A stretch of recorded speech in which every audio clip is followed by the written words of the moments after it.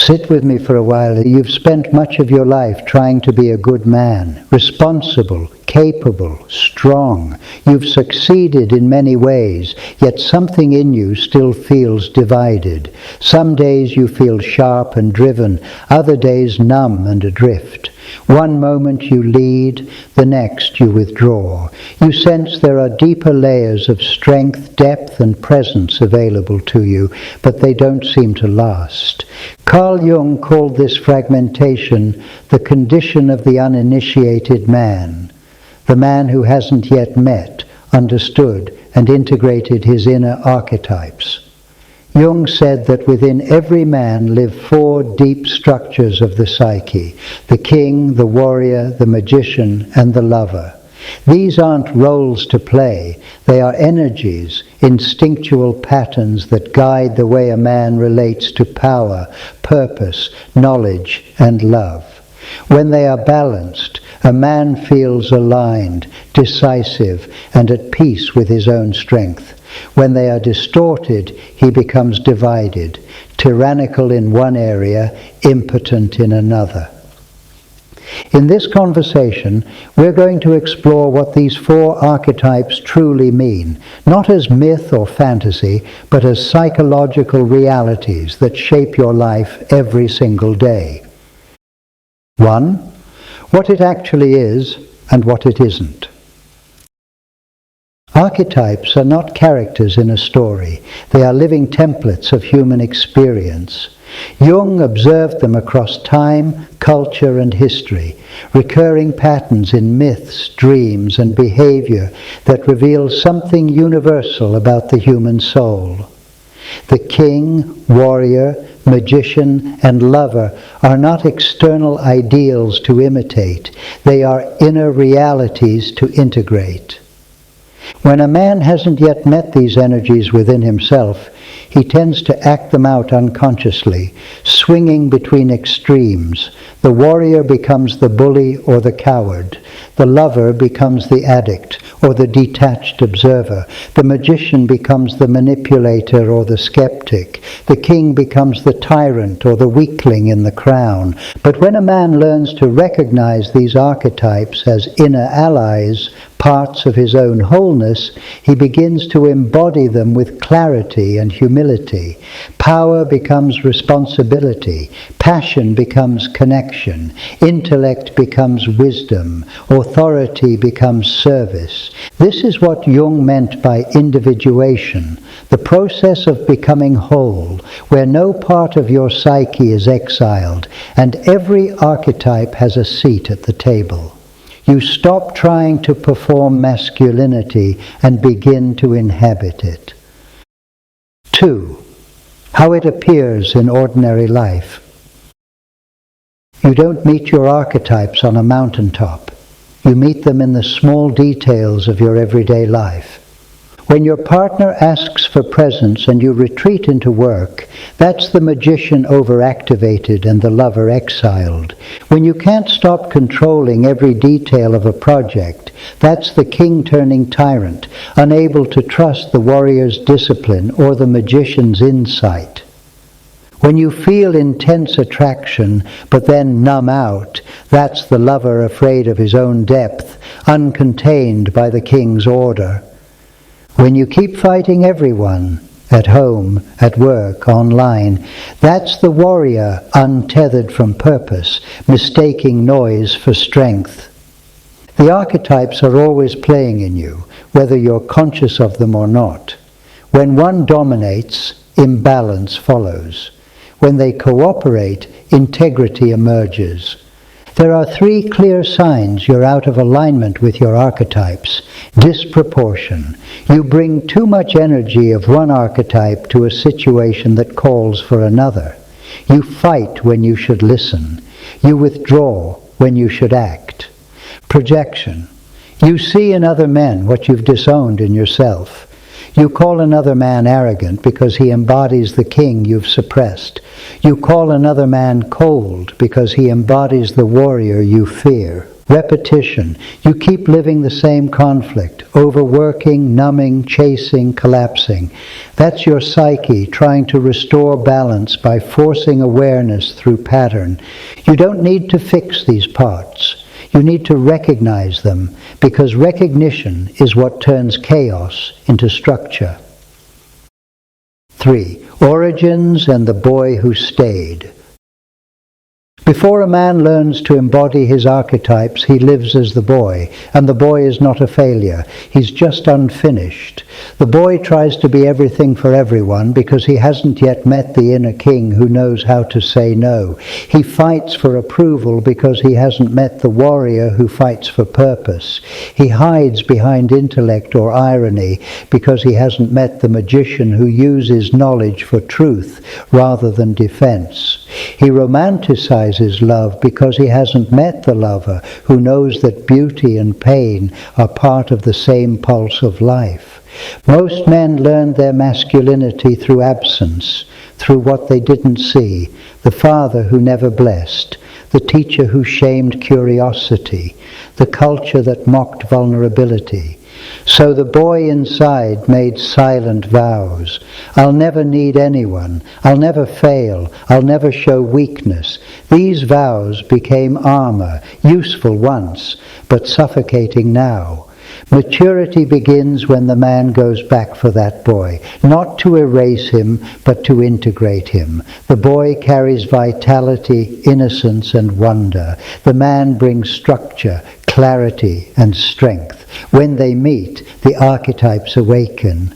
Without that integration, you'll keep leading like a boy, demanding loyalty but fearing intimacy, chasing results but missing meaning, winning battles but losing yourself. 4. Contact without collapse. To embody your archetypes, you must first make contact with them, not as concepts, but as living realities inside you.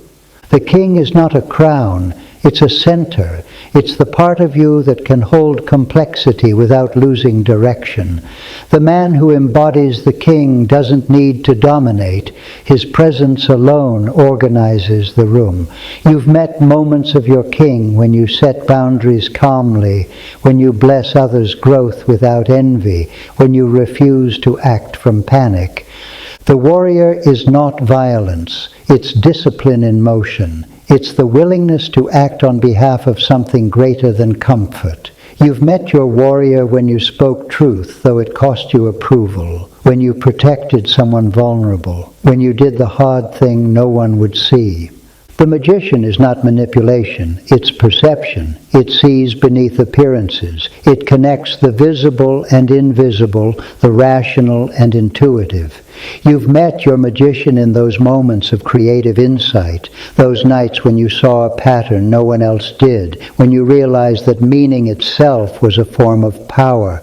And the lover is the pulse of life itself, its sensuality, emotion, empathy, connection to art, nature, and people.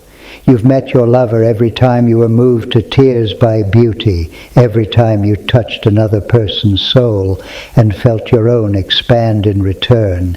To meet these archetypes consciously means to let them coexist. The king gives direction to the lover's passion. The warrior defends the king's order. The magician guides them all toward wisdom. None is superior, all are required. 5. Containment before expression. The immature man confuses expression with authenticity. He believes that every feeling must be acted on, every desire pursued, every impulse justified. But the mature man knows that power without containment is chaos. Each archetype, when uncontained, turns dark. The king without humility becomes the tyrant, ruling for ego instead of service. The warrior without compassion becomes the destroyer, fighting battles that feed his anger, not his soul. The magician without ethics becomes the trickster, twisting truth for advantage. The lover without boundaries becomes the addict, drowning in pleasure, unable to stand alone. Containment doesn't mean repression. It means you hold the energy until you understand its purpose. You let the king speak when authority is needed, not when pride is wounded. You let the warrior act when justice is called for, not when you crave revenge. You let the magician speak truth, not just cleverness. You let the lover feel deeply, without making others responsible for your peace. Containment is what separates the initiated from the impulsive. It's what allows power to serve rather than consume. 6. Consequences of avoidance versus integration. When these archetypes remain unintegrated, your life becomes a battlefield of extremes. You work yourself to exhaustion, then collapse in apathy. You demand perfection, then drown in guilt. You swing between dominance and passivity, intensity and emptiness. Avoiding your archetypes doesn't keep you safe. It keeps you small. It keeps you living half a life, efficient but uninspired, responsible but disconnected. And the cost is high. Relationships that can't feel you, work that doesn't reflect you, a body that feels like a stranger's. Integration, by contrast, doesn't make you saintly, it makes you steady. You stop performing masculinity because you no longer need an audience. You begin to lead naturally, love deeply, create meaningfully, and rest without guilt. You don't have to chase wholeness, you become it. Each archetype, when reclaimed, returns something vital to your life.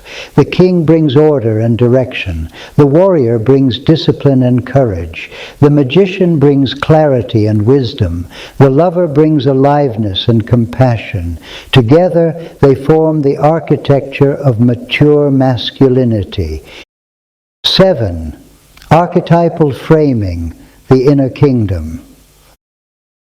The man who integrates all 4 archetypes becomes the sovereign of his own life. He doesn't seek permission to lead, nor does he need to dominate to prove strength. His presence is quiet, his power unmistakable.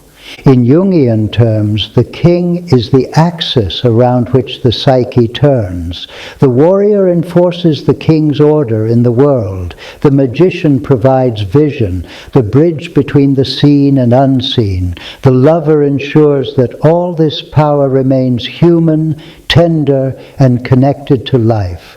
When these 4 work in harmony, a man becomes both firm and fluid, structured but not rigid, passionate but not reckless, wise but not detached.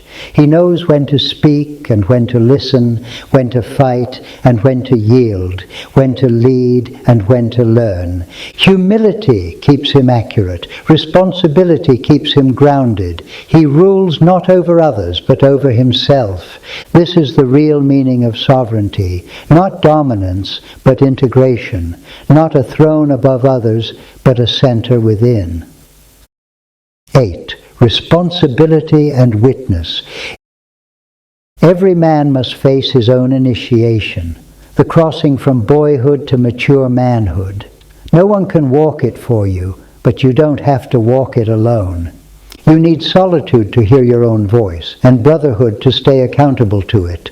Solitude for reflection, brotherhood for grounding. Without solitude, you drown in noise. Without witness, you drift into illusion. Both are necessary to keep the inner kingdom alive. The king in you demands integrity. The warrior demands consistency. The magician demands truth. The lover demands connection. When they all stand together, you become trustworthy, not perfect, but reliable. And that reliability, that capacity to show up again and again, even when no one's watching, is what separates men who perform power from men who embody it. Closing benediction. You asked what Jung meant when he spoke of the 4 archetypes every man must master. He didn't mean domination. He meant balance, integration, the ability to live as a full human being, not a fragment reacting to life. The king in you knows order. The warrior in you knows discipline. The magician in you knows truth. The lover in you knows connection. All 4 live in you, waiting not for perfection, but for acknowledgement. So sit quietly as if before a council inside your own heart. Listen for their voices. Honor each without letting any rule alone. That is the work of a man who has finally come home to himself. Be that man, not perfectly and reliably. Begin.